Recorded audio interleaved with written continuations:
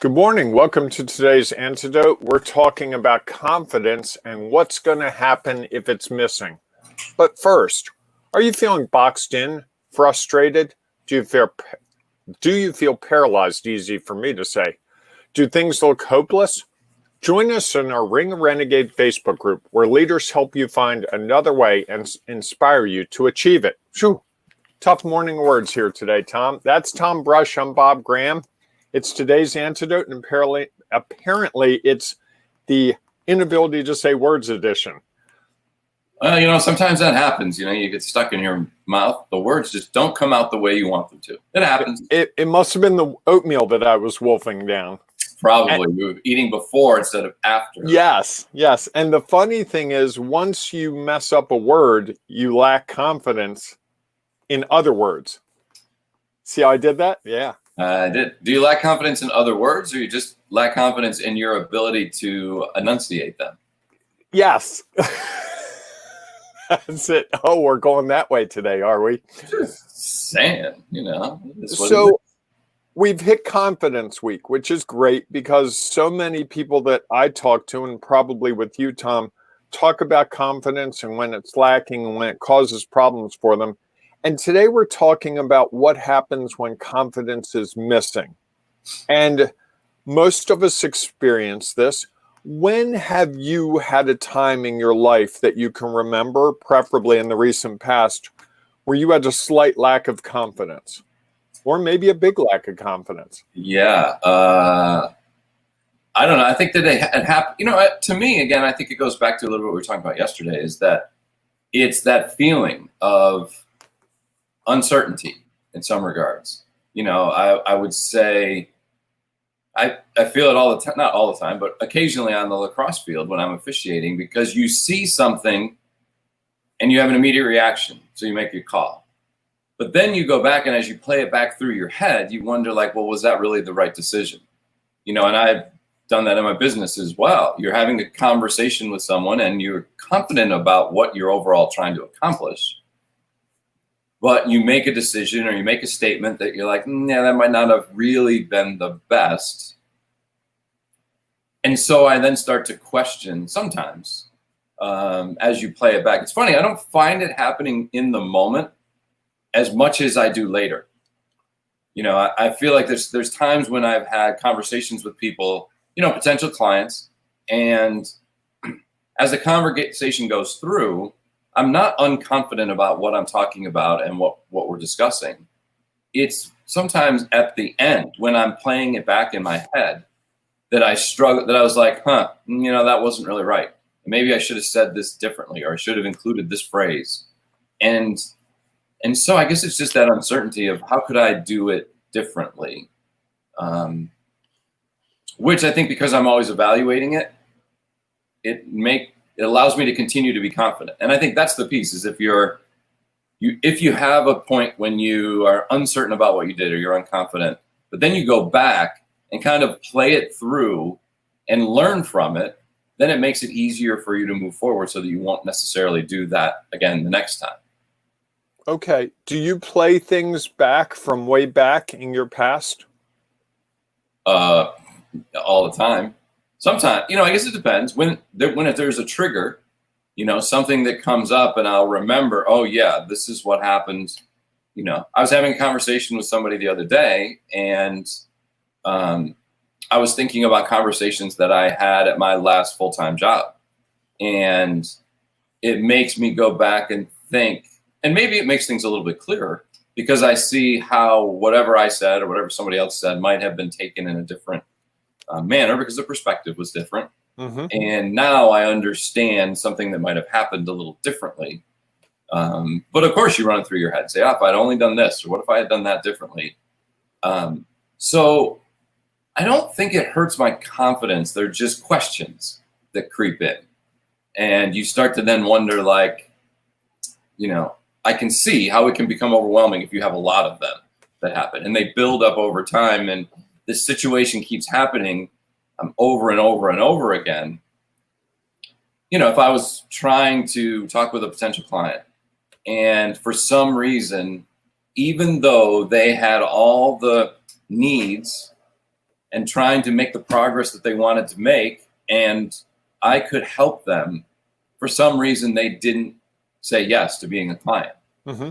And so I start to play that back through. And I think if it happens once or twice, you're like, okay. If it happens multiple times, and for some reason I'm not getting the yes, that starts to shake the confidence in the next conversation until you can go back and get the yes. Prior to that next conversation, right? Correct. Absolutely. So that's what I think that's an important piece of this process I hadn't really thought about until now, that we play back what happened. We wish or hope or think we should have done it a different way to have gotten a different result. And then we apply it to a new situation proactively before and go, oh, I got to remember to do these things, which I think, at least for me, I'd love to hear your impression, causes me not to be my true self, but causes me to be the person that I think I should have been the last time, even though that may not be the right person for this next time. Does that make sense? It does. It does. Okay. And it's interesting. Tim has an interesting comment that I want to share. He says there is a reason the rearview mirror is so small. I think it's supposed to be so small. Yes. And your windshield is so big. What's in front of you is much more important than what's behind you. I agree. That's wise. Well, I agree with this comment. And if we don't learn from what's behind us, what's in front of us might just continue to be a mess, right? I always feel like that if I'm, yes, what's behind us is past and it's done and we can't change it, we can't do anything. But if we also don't learn from it and we don't figure out how to move forward, no matter how big the windshield is, just because it's big doesn't mean that what's ahead of us is going to be positive. So yes, I'm sorry, were you going to keep going? No. I was going to say, yesterday you got me to define confidence. What would be your definition of confidence? My definition of confidence would be that we have a skill set that we know is going to achieve the result that we want. Okay. Knowing all along that there are going to be bumps in the road, but in the end, I know that this is it. You know, we talked about this a little bit after the show yesterday because my wife popped on. Mm-hmm. She's a very good lacrosse official. And, I heard that. Yeah, and she's very confident in her knowledge of the rules, her fitness, being in position, you know, all the things that are right, that what they're supposed to do. So she's very confident about that. She can even tell you ask her where the rule is, she can give you the page and the rule number. And there are times when many people, coaches, fans, players, question her decisions. And so, yes, that might shake confidence a little bit. And what I love is then she then goes back and rereads the rule. So she goes back and takes what's happened in the rearview mirror, advises it or analyzes it, confirms that she had the right rule, so that then the next time it's moving forward. Now, if you realize that you've made a mistake, you know, if I was talking with a client and we went through something and I was very confident, they didn't necessarily agree, and I went back and looked and I'm like, yeah, you know what, I didn't have the right data, or there was a piece missing. Right. Now I have the chance to learn from it. So confidence is, I have a skill that I believe very strongly in that I'm effective at. Doesn't mean that it's always going to be perfect. Doesn't mean it's not going to be challenges along the way. But I still firmly believe that I'm strong at it. John said earlier, when confidence is missing, all things go bad. I did edit that slightly. And Tim said, you still need the rear view mirror. So Tom, before we head into the people's rear view mirror for the day, what's that one thing that you would recommend today that someone do, today's antidote of today?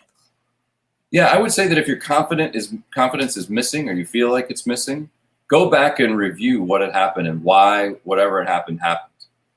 Go back and find the information that you need. Don't question your confidence.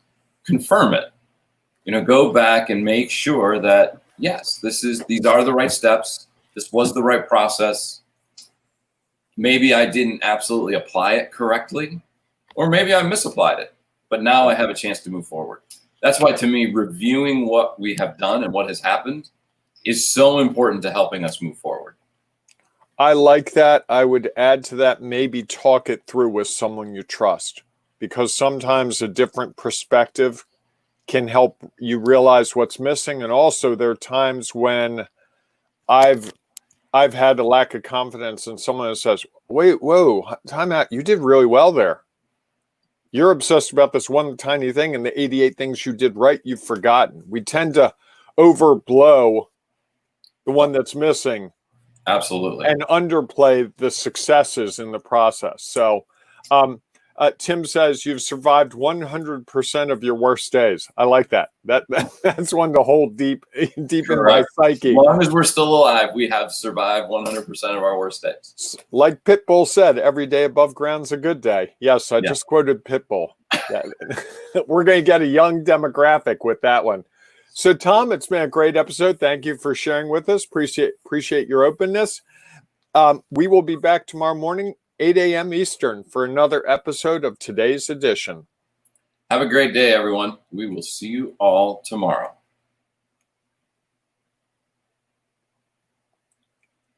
Hey, are you struggling when your confidence is missing?